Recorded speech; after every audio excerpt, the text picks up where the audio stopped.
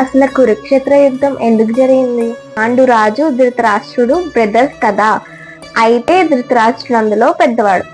ధృతరాష్ట్రుడు వచ్చేసి బ్లైండ్ అనమాట. సో సింహాసనం అనేది పాండురాజుకు వెళ్ళింది. కొంతకాలం అయ్యాక పాండురాజు చనిపోయారు.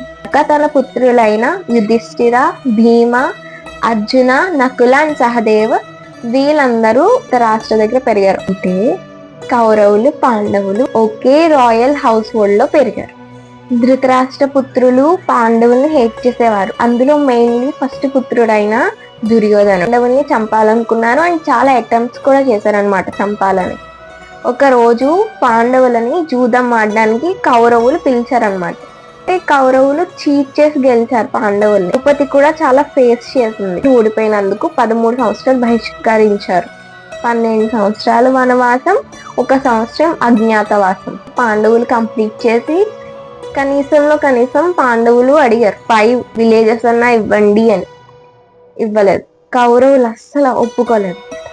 కృష్ణుణ్ణి పీస్ఫుల్ మెసెంజర్ కింద పంపించారు. అంటే శాంతి కొరకు యుద్ధం వద్దు అని పంపించారు అన్నమాట. అది కూడా ఒప్పుకోలేదు. మాకు యుద్ధమే కావాలని చెప్పేసి యుద్ధ రంగంలో దిగారు. సో ఇది అన్నమాట యుద్ధం జరగడానికి కారణమైన కథ. నెక్స్ట్ పార్ట్ లో యుద్ధ భూమిలో కలుసుకుందాం. జై శ్రీకృష్ణ.